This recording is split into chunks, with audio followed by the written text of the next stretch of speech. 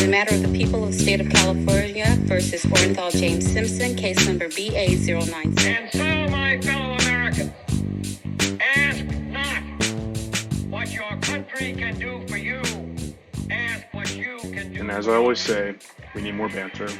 That's what the people want. Give them what the people want. Taylor, tell me what your week was like, or weekend. Well, my week was super fun. Last time we spoke, I was in New York, a little bit upstate.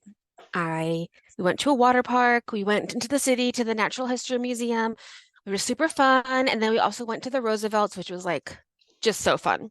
We went to Eleanor's cottage. We went to the big house at Hyde Park. You get to like take the tour, go in. The store was closed, which was devastating because I was like, I want to buy all these things, but it was wonderful. So beautiful up on the Hudson River and just so nice. So did all of that, had a great time, but man, traveling is just exhausting. So we flew from Newark to Las Vegas, and it was like the bumpiest ride ever. And then we stayed in Vegas for the night, and then drove home yesterday. So it's like confusing because we stayed at the hotel for a little bit and went swimming and stuff, and then drove home yesterday. It was like a 4-hour drive, and then we got home, and yeah, so it's like confusing. But I'm glad we have today, which is Sunday, to just like get our shit together before we have to go back to work. Man, traveling, I mean, I don't know if it's gotten worse or if I've gotten older. People have told me that I'm becoming more of a grump the older I get. And so maybe that's a component of this, but I am over it. I think I'm It is a totally little over bit it. of So both. Yeah. I was in DC, so I'm just like so discombobulated. I have not been in my house in like 8, 9 days. Ugh, I left for Dallas last Friday, left Luna with Mhm. my mom and dad, flew out to DC on Sunday, and then when I was gonna come back, I was gonna come back on that's Luna. Hold on. So I am supposed to come back from DC on Friday. It was a 1 week trip, and Mhm. get to the airport, my flight keeps getting pushed back because the flight before me keeps getting pushed back, and all the flights before that got pushed back. And What time finally, are you supposed to leave? I was supposed to leave at like 6 something. Because we left at 4:30, and I feel like we were like the last flight out. Like I didn't realize that there were storms, but it was like we had to take a whole new route. Instead of going like south, we went north, and the flight attendants had to sit in their jump seats twice. It was so bumpy. Yeah, no, it was Yeah. well. Finally, it's like around 8 or so, 8:30, that they finally put us on the plane, and we sit there and we sit there and we Oh, sit there and it's we the sit there. And then 30 worst. minutes pass, 40 minutes pass. This storm, you can see it just kicking up, and the pilot comes on and says, "Hey, we are not getting authorization to take off because of the weather, and we've been working since 11 o'clock in the morning. Mhm. Legally, if we don't take off like soon, we won't be able to take off at all because we can't legally work Right, right. beyond that." And so we just wait another 10, 15 minutes, and they're like, "Yep, we're calling it." And they scrap it. So luckily, I got one of like the first seats after first class or before first, whatever, you know what I mean? Yeah. And I just sprinted because I was like, I know we're all headed to customer support, and so I Yeah. sprinted there. And I was maybe like only like the 15th person there. I waited for like an hour and 20 minutes. Oh, it's the All fucking these people, worst. all these people with international flights were like, I have to connect from DFW to Miami to Peru to it was just insane. I looked behind me, the line was at least 100 people long. And I was Yeah. like, I didn't get to my hotel till midnight, hadn't eaten. I was just like, this is so bad. Anyways, long story short is I got to Dallas finally, and I literally just stepped in my house in Austin, like 20 minutes before we hopped on this Zoom. And I'm Ugh. over traveling, and yeah, I'm just completely over it. I know our friend asked us a very nice question about his wedding coming up in December. And you're like, I don't care. I just want to be alone. No, so yeah. Jay texted me and Taylor and was like, "Hey, would you like to be have?" I was like, "I'll do whatever. I just want to have the ability to be completely isolated. That's fine. Like as long as I have my own bathroom, that's an ensuite, I'm good." But I love it. anyways, so Anyway, well, I'm anyway, glad we're both home safe. we're both home safe. Let's go ahead and hop straight into it. I didn't do our Okay. intro. Welcome to Doomed to Fail, the podcast where we discuss a historic or true crime relationship that was doomed to fail. I'm Taylor, joined here by Wow. And I'm Fars. Oh, I'm Fars. Womp womp womp. Oh That's God, my great. That brain was is shutting that was down. perfect. My brain is shutting down. Taylor, why don't you That kick was us off and tell perfection. us what you're drinking? Or no, I kick us off, right? Yeah, you go first. You do the drink first. I'm going to tell you a story first. I just want LaCroix. I just want liquids. I want to hydrate. I want to just feel normal again, and that's it. I'm just having my little peach float LaCroix here, and it's delicious. I love that. That's right. I drank all my LaCroix, which is disappointing. We have to go to the store after this. But I'm drinking whiskey to Good for get you. me in the mood for this story. I have the exact same rock glass. It's from Amazon. I bought them at my job a couple jobs ago to start Whiskey Fridays because I thought that would be fun, and then COVID hit and it never happened. But I gave everybody a glass. So, I plausibly also got mine you from know, Amazon. That seems likely. I'm sure you did. Where else? What are you gonna do? Go to a store? Ridiculous. Don't be True. ridiculous. All right, you ready? Yes. While you're talking, I'm gonna periodically walk over to this window. So, also as an aside, because I was gone for 9 days, my cowboy pool completely evaporated. It's 110 degrees here every day. So now Mm, I'm filling the damn thing up, and I'm trying to make sure I don't overflow it. So, anyways, yes, I'm ready. wow, that's crazy. It's 700 gallons gone in 8 9 days. Wow, gross. Yeah, yeah, not great. Gross. All right. So I'll get us started. I can't remember if I told you that you could do this, and hopefully I didn't because I'm going to do Bonnie and Clyde. Are you doing Bonnie and Clyde this week? No. Good. Did I tell you you could do it? Yes. This is I'm like a sorry. comedian coming up with a great joke, a great bit, and giving it to someone, and then coming back and saying, "Can't have it." I didn't think about it until like Friday night, and I was like, did I tell Forrest he could do this? But then I was like, it's too late. I'm too far into this. So I think you know enough that we can just have a conversation about it anyway. Do you know who Mitch Hedberg is and Artie Lang? No. Okay, they're two comedians, they're two stand-up comics, and one Hmm. time Mitch Hedberg went up to Artie because Artie's a fat guy, and he goes, "Artie, I came up with a really funny joke, but I can't use it. I'll tell you what, I'll give it to you, but if I ever get fat enough to use it, then you got to give it back to me." And they're like, "Okay, what's the joke?" And he goes, "You hear about the fat guy who has never been swimming because it's never been 30 minutes past the last time he ate?" And then he goes, "Oh, that's a good one. I'm going to use it." And then somebody told that joke to Artie at a dinner party, and then he comes up to Mitch Hedberg and goes, "Somebody else told me that joke." He's like, "Yeah, I get really high, and I tell that joke to a lot of fat guys." And that was his little bit about giving your jokes away to people. That's really funny. I love that. That's So you can amazing. have it. You can have it back. You can have it Thank you. back. I'm going to give that joke to people as well because that's very exciting. Very funny. Anyway, okay. So as you know, there's a lot of stuff out there about Bonnie and Clyde. There's like the movies, there's podcasts, there's books, there's just like everything you could possibly want to know about them. I read Go Down Together, which I've read before, which is a book about their adventures and their spree. I listened to the last podcast sometime in the last 6 months about this. And I also read a little bit of a book called Fugitive by Bonnie's mom and Clyde's sister, which was like written really cute and colloquially, like Yeah. about them. And they're like, we don't deny that these guys were bad guys, but we loved them. They were our family. So it was quite sweet. And if you read Go Down Together or you listen to the four episodes of the last podcast, you can get like a play-by-play of all the things that they did together. But let's focus on a few of the human things that I think are really interesting and more of like the doomed to failness of their relationship. So I want to focus on before they met each other, the food they ate and the places that they slept. There's like six things. Their commitment to family, the people they killed, their injuries, and their deaths. That's still a lot. I could talk about these six things for 2 days, but here we are. Sweet. Let's get into it. Sweet. Cool. Um, So my final analysis, which I don't know, I'm sure you agree with me, but let's tell me if you don't, is that they're just like real dumb kids who wanted to be famous. What do you think about that? Yeah. And they were Like they, born into circumstances that didn't allow for other means of becoming hmm important to the world. exactly. And they wanted to be important. So this is the one thing that they could do. Did you ever, like, if they were alive today, I think they would be, doing like really stupid pranks on TikTok. Yeah. Yeah.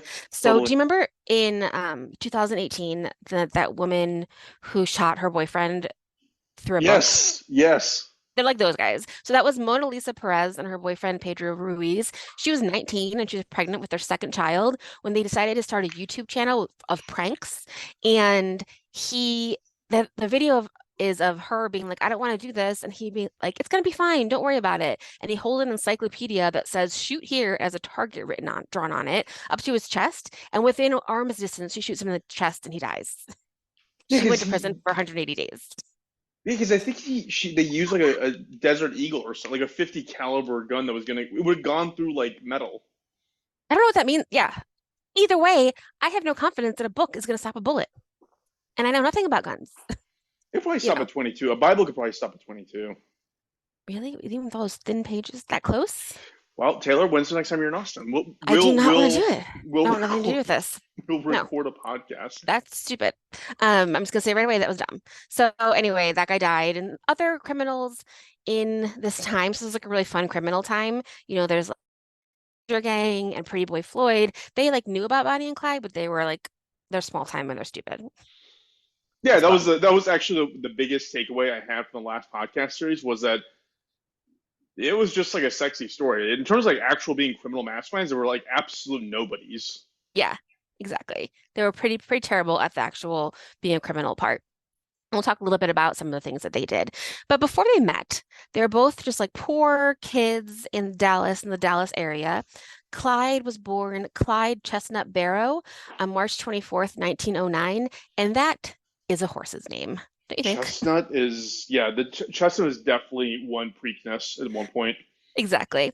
So he was dirt poor, like in the dirt poor. Everyone was very, very dirty. He was the fifth of seven children, which is too many children. The dad was a farmer and not in like a prosperous way, in like a barely made anything kind of way. And the mom was just trying to take care of her kids, which was really hard because there were so many of them. In the book Fugitive, his sister mentioned two times where he almost died as a child that I thought was interesting that I hadn't heard before. She said she's 5 years older than him. And she said that she was so excited to have a little brother that when he was like one, she squeezed him so hard he stopped breathing. Taylor, And Taylor, there's actually, oh my God, the world comes full circle. There was a you know, horse that was alive from 1995 until 2015 who was raced by a jockey named Oppenheimer, and the name of the horse was Chestnut. amazing. Everything is connected. Did you see Oppenheimer Everything yet? is connected. No, no, I'm waiting. I'm waiting. Yeah, I'm gonna drive to San Antonio because San Antonio has the only big reel that you can watch on actual IMAX. So I'm probably gonna go next weekend. I How saw was that? Barbie. I cried the whole time. I didn't see Oppenheimer, but I did see Barbie and I cried the entire time. Um, because I hate all men. That is a offensive statement, and that is kind of blanket. And you have a son who's gonna be a man one day. Except Juan and Miles and you mostly. You hear that, Jay? You hear that, Jay? You didn't make the cut, sucker. Anyway, so Clyde Chestnut Barrow, the horse, is very poor. His sister said one time she squeezed him so hard when he was a baby that he almost died, and the mom had to like, go to a neighbor and get him revived. And then when he was 4, he almost drowned, and they had to like shake him. So like that, I think is interesting and weird that he had a couple like near-death experiences because like these kids were not well supervised, you That know, doesn't sound like it. you know. Um, he was like farm smart, but not like book smart. Like he only went through 5th grade to school. Clyde, his family moved to Dallas in the 20s. This is like 100 years ago in Dallas, and they lived in the slums in like the cement city part of Dallas. They lived under a wagon until the dad could get enough scrap to build a house. So they like took a horse and a wagon to Dallas and lived under the wagon with 7 kids and 2 adults. That just like blows my mind how poor people these guys were. And some of his sisters and brothers were able to go into the city and become like hairdressers and get married and like get good jobs. His sister, who wrote the book, she was married to someone who's in an orchestra. So they were able to kind of like get out of it via like relationships and little skills. But Clyde didn't have any skills besides kind of being a little bit of a crook, you Yeah. know? And he had several long relationships before meeting Bonnie, and he's young this entire story. He never gets old. But he had a girlfriend named Eleanor and a girlfriend named Anne. He lived with both of them at different points when he was like a teenager, and he had one arm had a tattoo for Eleanor and the other arm had a tattoo for Anne. He never got a tattoo for Bonnie. Oh, poor Bonnie.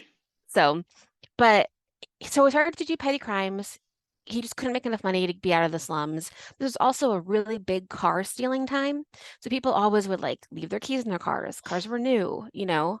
I'm sure you've heard that before. And like, I don't know exactly the details of like starting up a Model T, but I hear it's hard. You have to like crank it. Yeah, do the cranking, and then you have to like press a bunch of pedals and like move things. And so it's not easy to do. Yeah, I So, think it's supposed to replicate what the current starter motor does. You know, when your battery's dead and you're trying to mhm. start the car and it goes, "Vuh, vuh, vuh, vuh, vuh, vuh, vuh," it does that thing. That's a starter motor trying to fire. I think this. I'm doing a crank motion right now. Yeah, yeah, me That's too. supposed to Everyone's doing it. replicate that. Yeah, exactly. Got it. So that's what they had to do like every time they started the Yep, car. Yeah. Eventually in oh, but also I just want to also mention that he's a really good driver. He drives I've without heard his shoes this. on. So no shoes, bare feet, and he can like drive like up to 100 miles an hour on these like dirt roads because most of the roads in Or America are dirt. like dirt, you know? Yeah, Yeah, yeah. exactly. So eventually in 1930, Clyde gets sent to prison and he goes to the Easton Prison Farm, which is essentially a farm, and it's still a farm, where and also a prison. Today, it's called something else that I did not write down, but it's still a farm. There are 4,000 cows, 52,000 chickens, 5,000 hogs, and 1,400 acres of crops. And guess how many people actually work there and get paid to work there? Four. 11.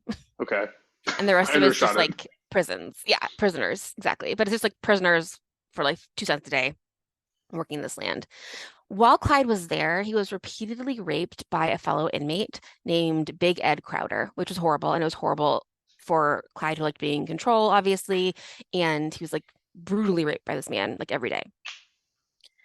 And another inmate who was in jail for life and had nothing to lose was like, if you kill him, Clyde, if you kill Big Ed, I'll take the blame.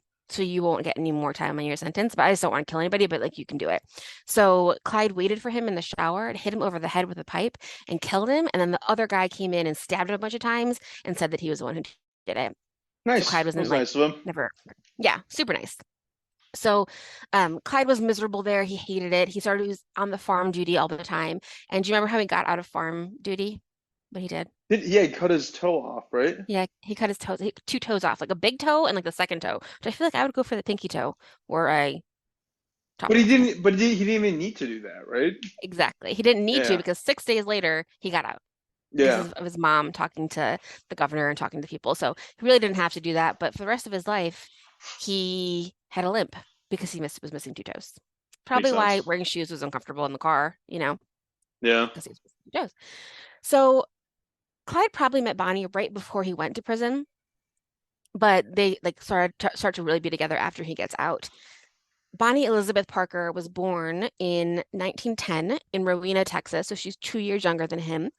She was also poor, lived in this terrible neighborhood. She liked to write poems and imagined like that she could be a movie star. She was very dramatic, like really wanted to be famous. Like that was like her big thing. She liked to write, she liked to write poems. She also probably dabbled in sex work before she met Clyde and even a little bit after. That's something that like, girls did, you know, pretty often in that situation. When she was 15, she married a man named Roy Thornton. She had a tattoo of his name, so which is, I don't know, funny. He was also a criminal, and they Any never relation to divorced. Billy Bob? Nope, I don't think so. Maybe. I don't Well, know. everything in life comes full circle. So It's true, possibly. Bonnie and Roy never divorced, but they didn't see each other after 1929. They never saw each other again. He was killed in 1937 trying to escape from prison. So I just wrote in all caps, she's just tripping over scumbags, yeah, yeah, yeah. you know? Hey, that's my joke. I know, that's your joke. I saw that too. But, you know, like none of these guys are gonna take her out of this poor neighborhood, you Yeah, know? you date within the circle that is around you. So like if the circle Hmm. you're around is like other poor dirt farmers and crooks, then that's what you date. Yeah, exactly. So it's 1930, and here's what they're doing. They are blah blah blah. Does some robberies. He's robbing banks, getting like a little bit of money, robbing grocery stores, stealing cars. And I want to talk about the food they ate and the places that they slept because I think it's fascinating. So eventually, like they're on the run constantly. and they didn't eat very much. They never had that much money, so they would give money back to their families. They would buy nice clothes, but they didn't really concentrate on like food. And they were both very, very small, but they lost like a ton of weight while they were on the run because they just like didn't have time to eat everything. They There was a story where Bonnie asks one of her accomplices to boil her one egg, which I think is funny because I feel like kind of one egg. I don't know. That's I just mean, I don't get people that can't eat. me. I mean, me either. Taylor, on the way home from Dallas just now, the reason I swooped in 20 minutes like before this recording time was because I took like a 10-minute detour to go get a burrito from Chipotle, and I was gonna eat the burrito in the car while I was on the highway driving back to my house. Like I was that hungry, half the thing just ended up all over my clothes. But I was like, I'm hungry, so the thought Yeah, of like not eating is you're just gonna like, stop and eat. yeah, exactly. Remember when we ate queso in your car in the morning and got everywhere Because I on the way slammed to on the work? brakes and Yeah, neither you or the ex-wife was holding on to the queso, and just yeah, I remember that. because it was just like in the middle of the front seat. Anyway, it was delicious and Home worth state. it. Yeah, delicious. So some things that I think are fun about them, like their food, like they would eat like tinned sausages and like cold food, and they couldn't have like a fire sometimes because that would have people, pay attention to them, so they wouldn't have a fire to cook anything. So they eat like cold sausages.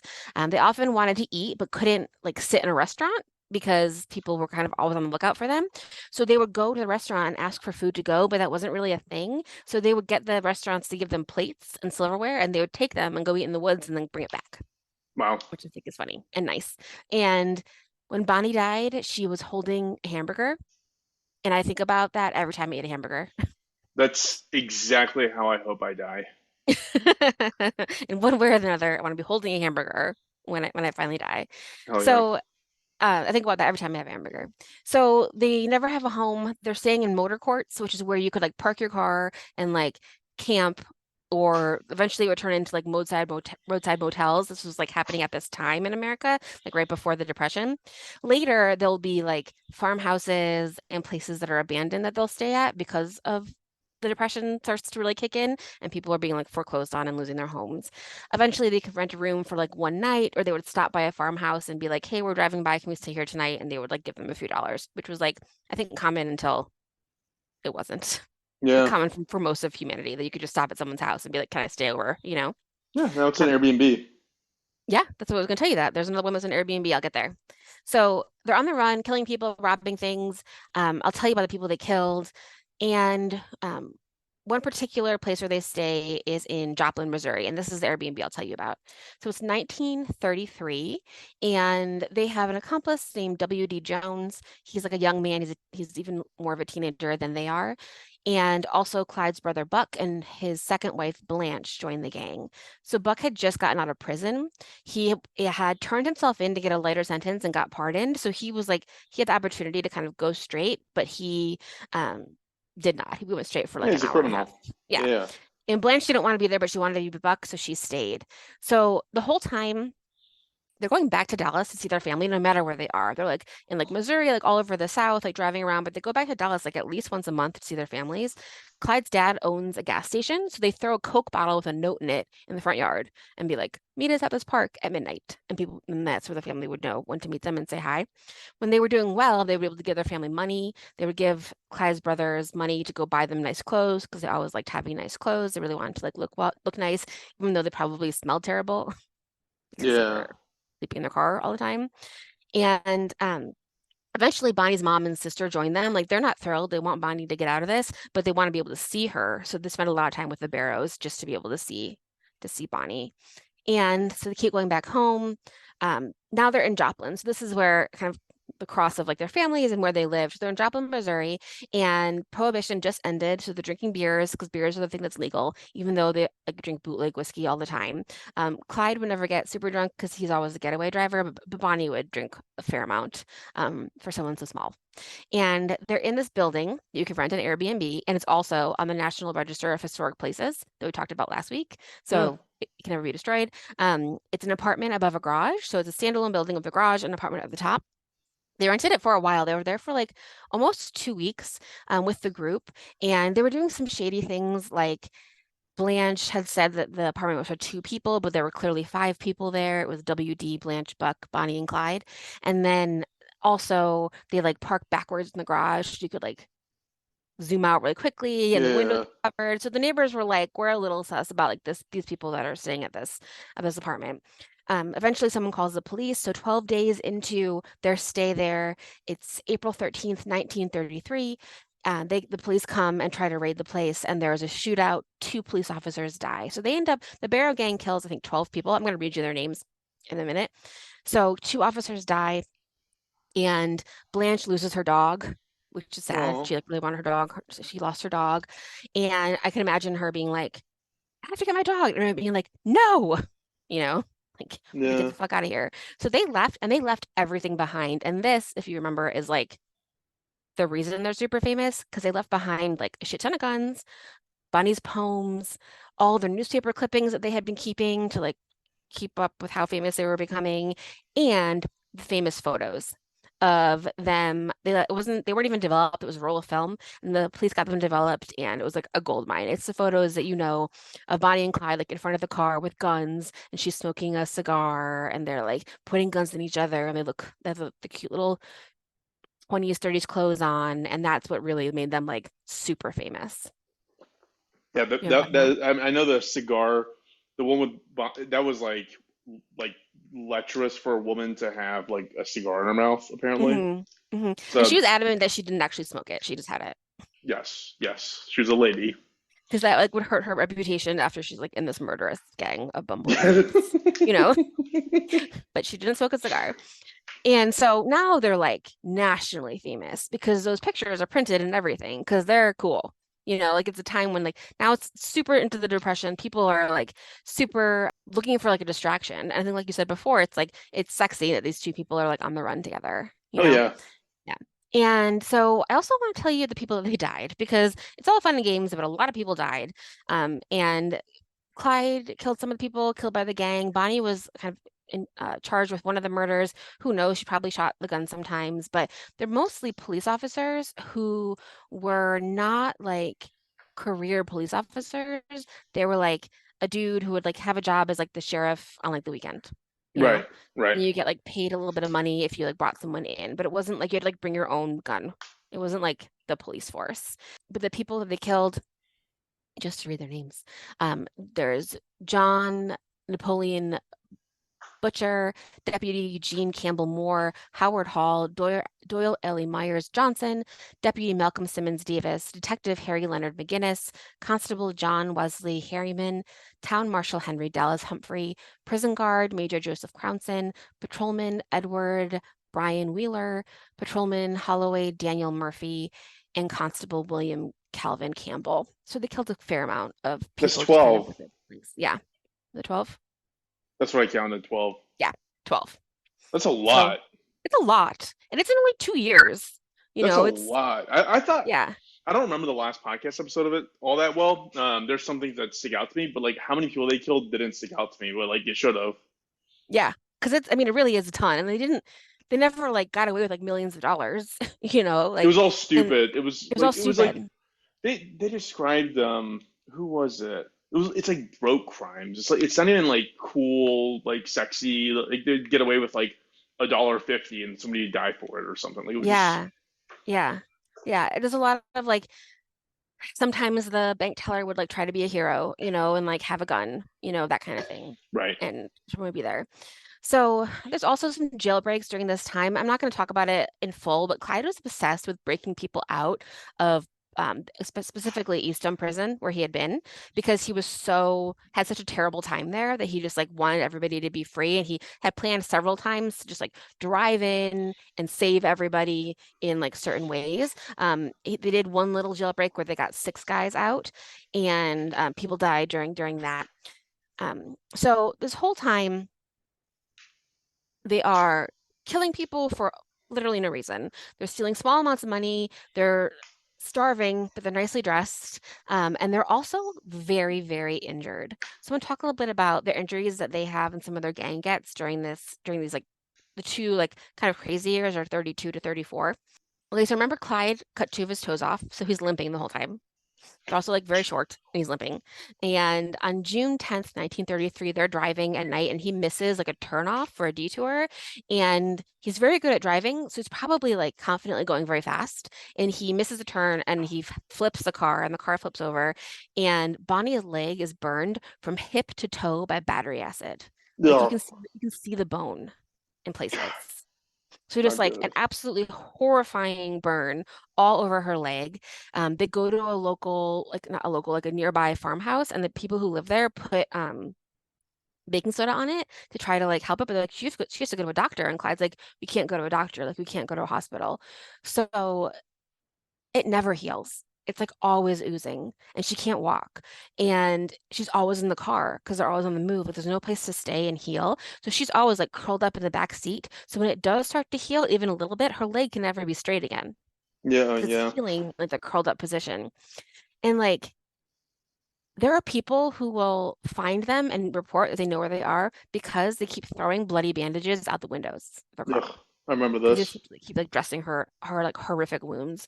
So even when they're like getting other members of the people to like join the gang or whatever that means and other people coming in, if they like go rob a bank, she's in the car like waiting for them, like all like kind of curled up and injured in the back. Must have been just like horrifically painful. I can't even imagine, you know. At the same time, though, if she went to a doctor back then, they probably would have just sawed her in half. Like, I mean, would she have really been that much better off with actual medical care? Maybe I feel like you're right. They probably would have amputated her leg because they would have Yeah, made it easier to move around, yeah, yeah, you that's know. true. Because like towards the end, he had to carry her. Like they went back to their parents a couple of times, and they were like horrified by how unbelievably injured they both were. They get shot other times as well. There's like blood everywhere. At one point, their clothes are so bloody that they have to wear sheets. They cut a hole in a sheet and are dressed like ghosts, you know, because like Jeez. their clothes are just so full of blood. Like the car is full of blood. It's just like disgusting. They're so injured. This story veers away from like a romantic tale of like a sexy couple into like Halloween Horror Nights, like Yeah. real quickly. Once you hear the details, you're like, ew, guys, go home, Yeah, no be kidding. a farmer. So in the end, she can't walk. Um, in July 1933, they're camping and the cops are called because they're being suspicious. And Blanche is still with them. So Blanche is, Buck's wife, and she's lost so much weight. She weighs 90 pounds. When she's finally in jail, she'll weigh 80 pounds. She's like emaciated. She's not eating anything. And she's wearing this like really nice outfit that she bought with some of the money that they got. So she looks weird. People are like suspicious because she's wearing this nice outfit that doesn't fit her anymore because she bought it when she was healthier. And now she's Yeah, like, 80 pounds and she's wearing this outfit. So people are like, what's going on? And so they call the police because these guys are like, public enemy number one. They're looking for them. And the cops come and they find them where they're camping out, and there's a shootout. And Buck, who is Clyde's brother, is shot in the head through his forehead, and his brain is exposed, oh which is so gross. God. But he's alive. And they all get into the car. Blanche pushes them into the car. Bonnie's in the front seat. WD is there. Bonnie can't straighten her body. Blanche has her arms around Buck in the back seat, and she looks up right as a cop shoots out the window, and glass from the window shoots into her eyes, and Blanche can't see. So Blanche is screaming because her eyes are full of glass. And Buck is still alive. They're in the car. They drive away. They go stay in an abandoned amusement park, which is unbelievable. And they're there and they are pouring hydrogen peroxide into the hole in Buck's head. Oh my God. And he doesn't die. They It's dig a like grave for him. it's like Terrifier, except it's all happening like Yeah. like it's all self-made problems. So they dig a grave for him. They're like, Buck's gonna die any minute, and he doesn't die. So they're waiting for Buck to die. They can't really move him because his head's like open. The cops find them and they start shooting. Buck is shot again, and he still doesn't die. So he's shot in the back. God. And there's a great picture of Blanche. I'm sure you've seen it, and I'll post it. Where Blanche like is getting arrested. She's like screaming, and she has like sunglasses on because she can't see anything because her eyes are full of glass. And they take him to the hospital. Buck's mom gets to see him before he dies. He ends up dying of pneumonia, which is like So crazy. ridiculous because we were shot so many times. People were Um, hardy back then. I guess. Wow, Blanche is And really pretty. she's really pretty. And so she actually one of her eyes will never regain eyesight, but her other one does heal. And she goes to jail. She does get put in jail for her part in some of the shenanigans, but she gets to be old. She dies in 1988. So Blanche is Seriously? rescuing. That's great. So yeah, it's not that ancient history, I guess. Mm-mm. In the movie, in the Warren Beatty movie, um, the woman who plays Blanche is not as pretty as Blanche in real life, but she won the Academy Award for that role, and Blanche was pissed because she was like, "I was way cuter than Bonnie," which is true. Because Bonnie was hotter in the Blanche was hotter movie. than, yeah, in the movie Bonnie was hotter. Yeah, Yeah, let's well, take that she's a away. lead. I mean, you gotta I know, we know. know your place. So, okay, so now during that shootout, so Blanche and Buck, Buck does die, Blanche gets in jail. So, um, WD, Bonnie and Clyde run away. They steal another car. They're unbelievably injured, unbelievably dirty, unbelievably starving, and they now like the Texas Rangers are after them, which are like, the Top cowboy cops. top cops of Texas is like crazy lawman, specifically a man named Frank Hammer. He's like gonna get them. WD is still there, but they drop him off to see his family in Houston, and they tell him to just say that you were like forced to do this. Eventually, he goes to jail, I think, for this and for other things, but he also lives to be old, as well.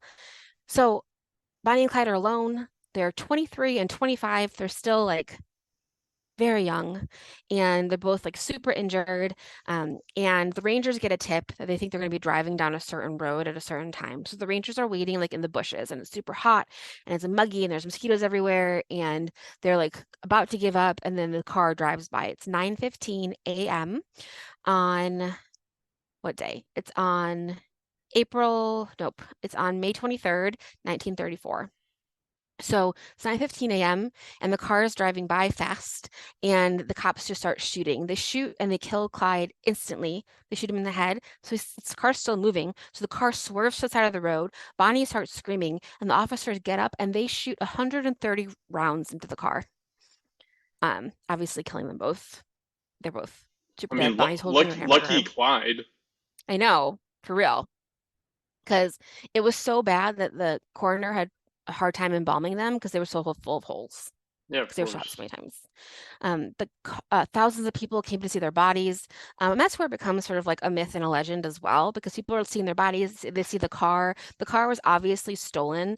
So the woman whose the car was stolen from took it back full of blood, like not cleaned, just like took it back, and it went on like a tour. You could sit in it for $1 and it would like go into sideshows. And now it's in Prim, Nevada. I tried to find it last time I was in Prim. That's like on the way home from Vegas. And I like went into the casino and it was 10 in the morning and it was like really weird and everybody was smoking and like gambling. And I was like, I couldn't find it. And I just like left. I didn't ask anyone. So it's I'll in try a again. casino? Yeah, it's in Prim, Nevada, which is on the way on the 15 on the way between LA and Las Vegas. Prim Valley Resort and Casino. Resort, I think is generous. Oh, the death car. There we go.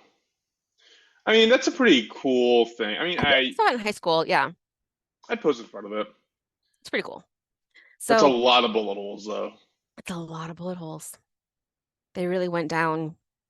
I mean, look, I get it. If you're the cops and you're like, all these people do is kill cops, and I got a chance to take them out, like just empty the empty the what are they called?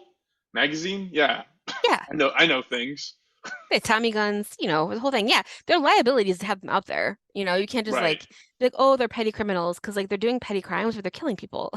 So like it just can't. It's just not safe to have them out on the road. They gotta go. You know, Yeah. they love escaping from jail as well. So other stories I didn't talk about with like putting a saw inside a radio and sneaking into jail. Like stuff like that. Like it's very like a cartoon. What you think being in a jail in 1930 would be like. This also reminds me of Godfather when Sonny was killed. Remember? Hmm. They jump out and it's just like Tommy gun riddled the whole thing. One of the Right. most Yeah. violent scenes. I mean, I saw that as a kid. My parents should not let me see that movie. Well, hopefully Bonnie died quickly after I mean, that, that's after yeah. that first shot, and didn't get like 1,000 shots like Buck did and still like hang on. Hopefully it went fast for her. But yeah, they were super young. A couple things that I wanted to mention though before I cut it off. Obviously, the cars that he was stealing were Fords, which is like it was like the most popular car then. So, on April 10th, 1934, so less than 2 months before he was killed, Clyde wrote a letter to Henry Ford. And he said, while I still have got breath in my lungs, I will tell you what a dandy car you make. I have drove Fords exclusively when I could get away with one. For sustained speed and freedom from trouble, the Ford has got every other car skinned, and even if my business hasn't been strictly legal, it don't hurt anything to tell you what a fine car you've got in the V8. But that's actually kind of sweet. Isn't that sweet? Like he never bought one, but he sure as shit stole a ton of them. Did that letter get to Henry Ford? Maybe, I don't know. I don't know how else we read it, you know? Yeah, yeah, that's a good point. Yeah. That is like the most quintessential doomed to fail of all, most iconic doomed to fail relationships, I think. I hmm can imagine. Yeah, I think so too. And I have a poem of Bonnie's, but I'll put it on the thing. I don't need to read it, but they're long. She wrote like really long, rambling poems. That's But actually the thing I remember the most from the last podcast was how she had no understanding of punctuations or hmm anything. So like, because Henry would read it like with punctuations, and it just quote unquote, and then quote unquote. yeah. It was just like, And what are she's you like talking writing, about? I feel like she, in her own way, is writing for history because she knows that there's so many times her mom is like, you have to leave him. And she's like, I'm gonna die with him. Like, this is it. Like I'm not gonna like leave and like go to jail for 10 years and then like have a regular life. She's like, I'm gonna die with Clyde and it's gonna be soon. And they knew it would be soon. Like when Buck died, his parents didn't buy a gravestone because they were like, let's just wait till Clyde dies so we can buy one for both of them. Because they Times knew it were was gonna happen. so times were so different. How horrifying. Just like, Yeah. I don't know. You know, I don't know. I literally had the thought earlier while I was driving. I was like, dude, in 2 years I'm gonna be 40, which makes in like 20 years after that 60. Like I'm almost dead. Yeah, it's 100% true. You're almost dead. I'm at least 50% dead. We've I almost don't lived know. twice as long as Clyde. It's The Clyde Barrow. way the way I live, I'm probably 3/4 dead. I Probably. think you're fine. You'll be fine for a while. Thank you. Thank you. So before we go where you over to your side and cut it off and do the next one, I do have a listener mail from my cousin Lindsay again, and she wanted to let us know about how sexist it is that crimes are not named after women. And she was like, yep, it's definitely sexist. She says, if you think about things that are named after women, they tend to be things like tropical storms, victim crimes, and food. The first two are involuntary or irrational, reconfirming stereotypes of women as powerless, weak, and illogical. And the last is not necessarily bad, but it celebrates women's contributions to food, but also exemplifies the way the system is worked and enshrines women in the kitchen. So she goes on, but essentially, like, yep, it's not nice. trying to think what Name crimes else after the is women who did named. them. Yeah. What else is named after women? Yeah, I guess nothing. Yeah. I mean, to my credit, there's no hurricane farces or Well, I think crimes. they like very recently had to be like, we have to stop naming all hurricanes after women. Like recently, because they were like, it's rude. We should cut that Okay, out. what about the fact that we think that all like ships and usually cars have female? Yep, just got her yesterday.